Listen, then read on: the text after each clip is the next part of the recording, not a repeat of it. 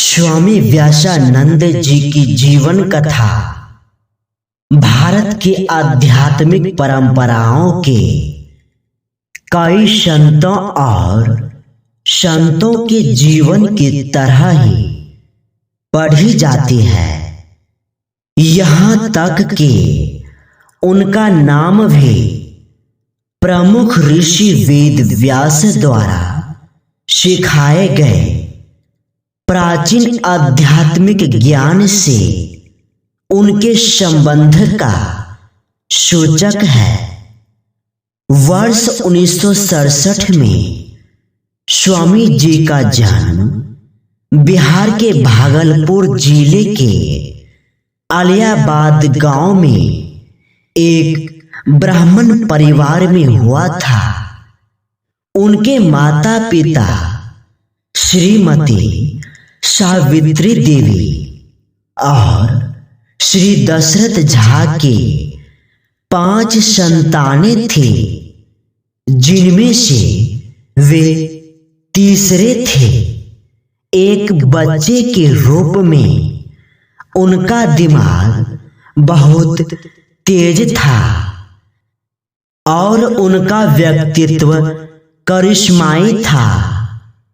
कम उम्र में ही उनकी उपस्थिति से शुद्धता और पवित्रता की भावना उत्पन्न होती थी। बचपन से ही उनकी रुचि आध्यात्मिक जीवन में थी। वह विशेष रूप से संतों, योगियों और ऋषियों के संगति में रहने के लिए उत्सुक थे। उन्हें संतों की संगति करने और उनके उपदेश सत्संग सुनने में बहुत आनंद मिलता था। महर्षि में ही परमहंस जी महाराज बिहार की संतमत परंपरा अक्सर आलियाबाद गांव आते थे और स्वामी जी को उनसे मिलने का अवसर मिलता था। स्वामी जी को सबसे शुभ मुलाकात याद आती थी जब वह केवल 12 वर्ष के थे। यह निश्चित रूप से पिछले जन्म के अच्छे कर्मों का परिणाम होगा कि इतनी कम उम्र में स्वामी जी पर स्वामी व्यासानंद जी महाराज के दर्शन एक पवित्र व्यक्ति को देखना से इतना गहरा प्रभाव पड़ा, जिसने उनके जीवन पर गहरा और अस्थायी प्रभाव छोड़ा। उसकी जिंदगी महान संत महर्षि मेही से मिलने के बाद उन्होंने खुद को संतमत की शिक्षाओं के अध्ययन के लिए समर्पित कर दिया। उन्होंने कुप्पाघाट, भागलपुर, बिहार में महर्षि मेही के आश्रम का दौरा किया और सत्संग सुनने, भिक्षुओं के साथ संगति करने और उपदेश सुनने में आनंद लिया। 30 अक्टूबर 1982 को 15 वर्ष की आयु में उन्होंने अपने गुरु महर्षि मेही परमहंस जी महाराज से दीक्षा, संतमत की शिक्षा में दीक्षा प्राप्त की। अपने गुरु द्वारा सिखाए गए आंतरिक मार्ग पर चलने के लिए गहराई से प्रेरित होकर उन्होंने अपना जीवन पूरी तरह से ईश्वर की खोज में समर्पित करने का फैसला किया। दीक्षा प्राप्त करने के कुछ सप्ताह बाद उन्होंने घर छोड़ने का फैसला किया।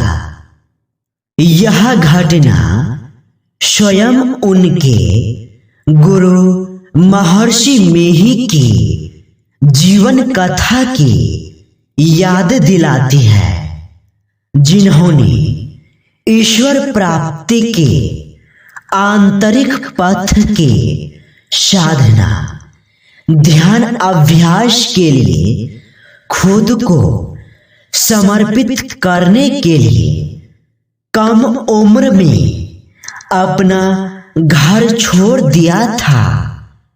स्वामी जी की माँ और भाई ने उन्हें खोजा और पास के आश्रम में पाया और उन्हें घर लौटने के लिए राजी किया।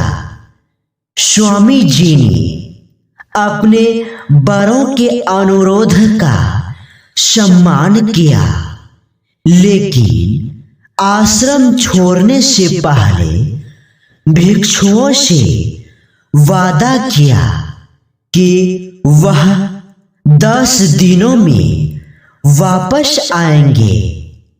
अपने घर लौटने के बाद उनका मन ईश्वर की खोज के इरादे में दृढ़ रहा और उनकी इच्छा शक्ति और भी मजबूत हो गई। जैसा कि उन्होंने वादा किया था, 10 दिनों के बाद उन्होंने अपना घर छोड़ दिया। फिर कभी सांसारिक मोह माया के जीवन में वापस नहीं लौटने के लिए इस बार उन्होंने अपने माता पिता के गांव से बहुत दूर यात्रा करने का निर्णय लिया और श्री श्रीधर बाबा जी महाराज के आश्रम में चले गए। श्री श्रीधर बाबा महर्षि मेही परमहंस जी महाराज के अत्यंत निपुण शिष्यों में से एक थे। स्वामी व्यासानंद जी ने श्री श्रीधर बाबा के संरक्षण में साधना ध्यान अभ्यास शुरू की और तेजी से प्रगति की। श्री श्रीधर बाबा जी ने उन्हें अपनी शिक्षा जारी रखने के लिए प्रोत्साहित किया और इस बात पर जोर दिया कि संतों को भी आवश्यक शिक्षा प्राप्त करनी चाहिए। स्वामी जी ने गोस्वामी लक्ष्मीनाथ परमहंस संस्कृत महाविद्यालय में अपना नामांकन कराया। उन्होंने संस्कृत और अन्य विषयों की कक्षाओं में भाग लिया और आश्रम में अपनी साधना जारी रखी। उन्होंने कुछ समय संत शिशु बाबा के साथ भी बिताया, जो महर्षि मेही परमहंस जी महाराज के एक और निपुण शिष्य थे। उनका आश्रम बिहार के एक छोटे से गांव खोखसी श्याम में स्थित था। परंपरा के वरिष्ठ भिक्षु स्वामी जी के तेज दिमाग और साधना के प्रति एक निष्ठा समर्पण से प्रभावित थे। यह आश्चर्य की बात नहीं है कि संतमत परंपरा के एक वरिष्ठ भिक्षु स्वामी धीरेन्द्र ने उन्हें व्यासानंद नाम दिया। महान ऋषि व्यास की प्रसन्नता 31 अक्टूबर 1989 को स्वामी जी ने अपने गुरु महर्षि संत सेवी परमहंस जी महाराज प्रमुख शिष्य से नादानुसंधान ध्वनि योग की तकनीक की दीक्षा प्राप्त की। महर्षि मेही के भौतिक शरीर छोड़ने के बाद महर्षि संत सेवी जी महाराज ने संतमत की पवित्र लौ को कायम रखने के लिए अपना जीवन समर्पित कर दिया। महर्षि संत सेवी जी महाराज के प्रति स्वामी व्यासानंद का प्रेम और गहरी श्रद्धा उनके द्वारा अपने अनुयायियों के साथ साझा की गई कई यादों से अस्पष्ट होती है। महर्षि संत सेवी जी ने न केवल स्वामी जी को ध्वनि के सर्वोच्च योग की दीक्षा दी, बल्कि उन्हें भिक्षुत्व का पीला गेरुआ वस्त्र भी प्रदान किया। यह उनके जीवन की एक महत्वपूर्ण घटना थी जिसने भौतिक दुनिया के साथ संबंधों के पूर्ण त्याग और एक भिक्षु के रूप में उनके जीवन की शुरुआत को चिन्हित किया। बाद में महर्षि संत सेवी जी ने स्वामी व्यासानंद को संतमत के मार्ग पर चलने का अधिकार भी दिया, एक जिम्मेदारी जिसे वे संपूर्ण और गतिशीलता के साथ निभा रहे हैं, जिसने भौतिक संसार के साथ संबंधों के उनके पूर्ण त्याग और एक भिक्षु के रूप में उनके जीवन की शुरुआत को चिन्हित किया। बाद में महर्षि संत सेवी जी ने स्वामी व्यासानंद को संतमत के मार्ग पर चलने का अधिकार भी दिया, एक जिम्मेदारी जिसे वे संपूर्ण और गतिशीलता के साथ निभा रहे हैं, जिसने भौतिक संसार के साथ संबंधों के उनके पूर्ण त्याग और एक भिक्षु के रूप में उनके जीवन की शुरुआत को चिन्हित किया। बाद में महर्षि संत सेवी जी ने स्वामी व्यासानंद को संतमत के मार्ग पर चलने का अधिकार भी दिया, एक जिम्मेदारी जिसे वे संपूर्ण और गतिशीलता के साथ निभा रहे हैं। ध्यान के लिए एकांत पवित्र स्थान की तलाश में स्वामी व्यासानंद ने हिमालय पर्वत की यात्रा की। उन्होंने पहाड़ों और पवित्र नदी गंगा के तट पर गहन साधना की। भोजन हमेशा दुर्लभ था और वह सचमुच दिव्य दया के हाथों में था।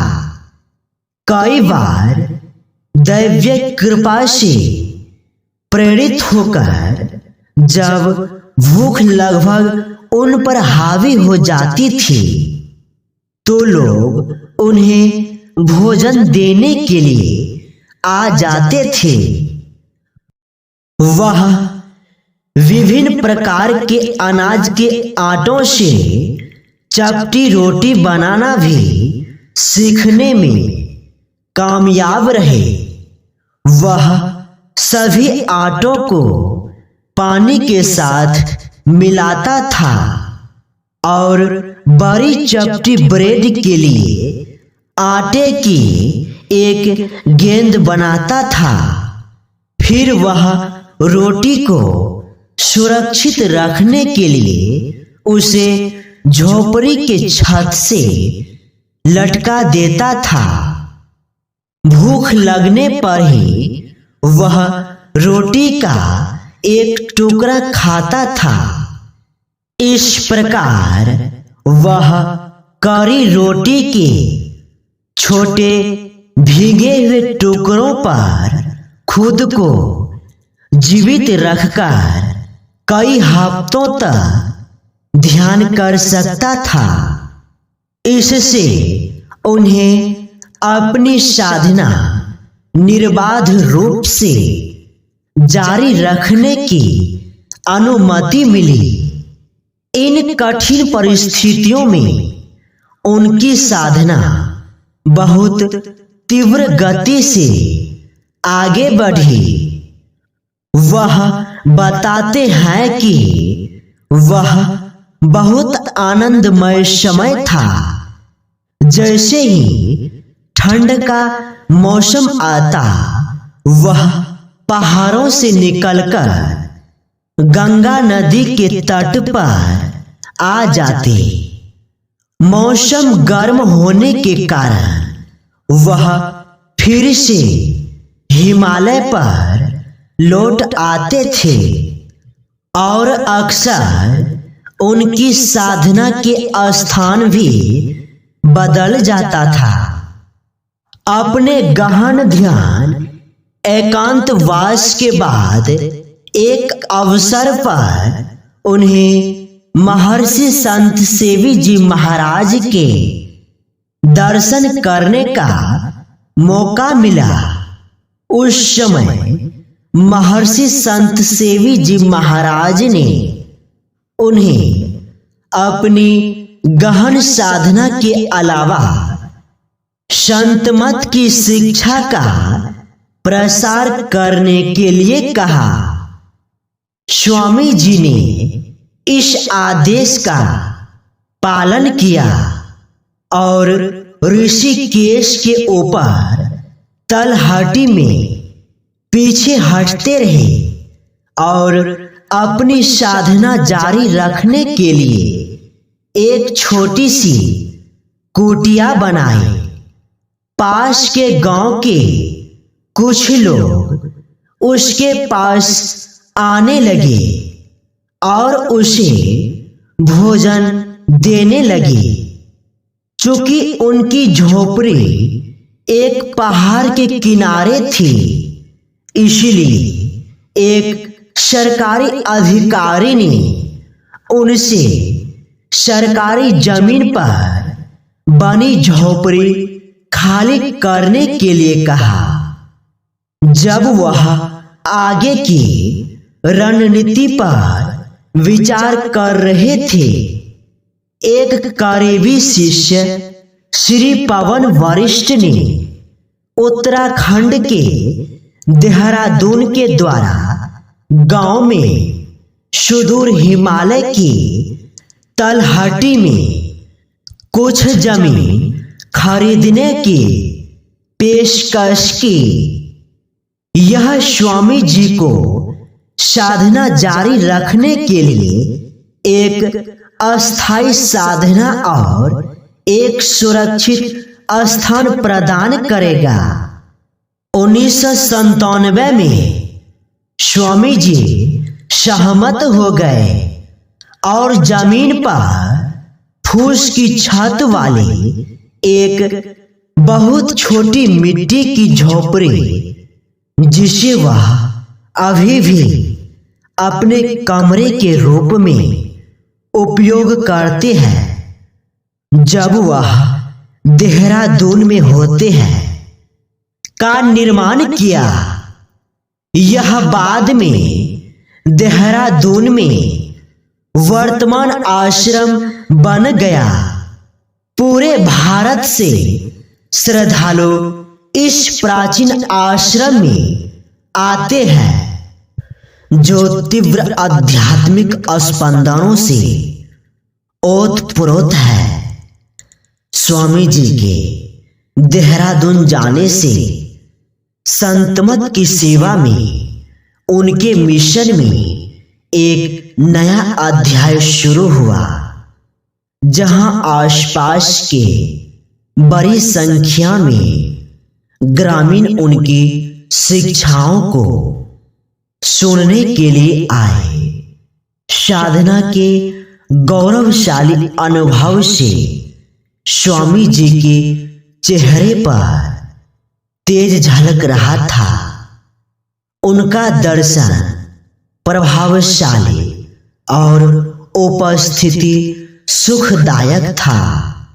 और आश्चर्य की बात नहीं, लोगों को एहसास होने लगा कि वे एक महान महात्मा की उपस्थिति में थे।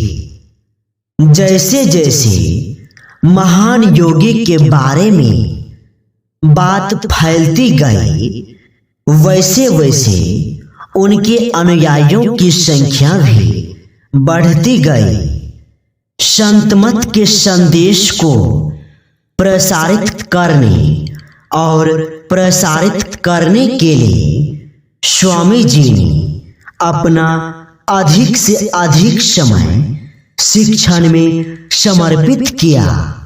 उन्होंने 2000 में पवित्र शहर हरिद्वार में एक आश्रम की स्थापना की। इसके बाद उनके अनुयायी विभिन्न स्थानों पर आश्रमों का निर्माण कर रहे हैं, जिसमें बेंगलोर, कर्नाटक, मोरमंडी, पंजाब, फतेहगढ़ पंजाब और जम्मू कश्मीर में आश्रम शामिल है। ये सभी आश्रम अलग अलग राज्यों में हो सकते हैं। स्वामी जी के अनुयायी पूरे भारत में फैले हुए हैं। वह बड़े पैमाने पर यात्रा करते हैं और संतमत का संदेश भारत के सभी कोनों, कन्याकुमारी से कश्मीर, मुंबई से बंगाल तक ले जा रहे हैं। वह नैतिक आचरण में दृढ़ता और आत्मा की आंतरिक यात्रा के लिए ध्यान के अभ्यास के महत्व पर जोर देते हैं। यद्यपि स्वामी जी नियमित रूप से यात्रा करते हैं, ऐसा कार्यक्रम रखते हुए जो वास्तव में सामान्य मानव क्षमता से परे हैं, फिर भी वे हमेशा तरोताजा दिखते हैं और उनका चेहरा आमतौर पर एक दिव्य मुस्कान के साथ चमकता रहता है। वह जो उपदेश देते हैं उसका अभ्यास करते हैं, सादा जीवन जीते हैं और खुद को साधना और संतमत की सेवा के लिए समर्पित कर देते हैं। उसके पास निजी आश्रम के लिए कोई कार या कोई अन्य भौतिक वस्तु नहीं है। वह अपना निवास मूल मिट्टी की झोपड़ी में रखता है। सभी मेहमानों और आश्रम निवासियों के साथ सामान्य भोजन कक्ष में भोजन करता है और सभी जातियों, धर्मों के आगंतुकों का स्वागत करता है और स्थिति वह अपने गुरु द्वारा बताए गए नैतिक आचरण का बारीकी से पालन करता है और विनम्र है और सभी के लिए आसानी से उपलब्ध है। जिन लोगों ने उनके साथ समय बिताया है वे इसे सबसे बड़ा आशीर्वाद मानते हैं। उनका दर्शन ही ईश्वरीय कृपा है। स्वामी जी एक प्रखर लेखक और वक्ता है। उनकी सार्वजनिक बातचीत श्रोताओं के दिलों पर कब्जा कर लेती है और उन्हें ईश्वर की प्राप्ति के आंतरिक मार्ग पर समर्पित होने के लिए प्रेरित करती है। उन्होंने संत मत के सैद्धांतिक और व्यवहारिक पहलुओं को उजागर करने वाली कई किताबें लिखी है। उन्होंने अपने गुरु और संत परंपरा के अन्य संतों की काव्य रचनाओं के समान ही काव्य रचना भी की है। अपने लेखन और व्याख्यानों में वह संत मत को वेदों, अन्य धार्मिक ग्रंथों और संतों की शिक्षाओं में पाए जाने वाले ज्ञान से जोड़ते हैं। वह बिहार के संतमत वंश की एक महत्वपूर्ण कड़ी है और संतमत परंपरा के सिद्धांतों के साथ आध्यात्मिक ज्ञान की रोशनी लाने के लिए भारत के कोने कोने में शिक्षा की मशाल ले जा रहे हैं।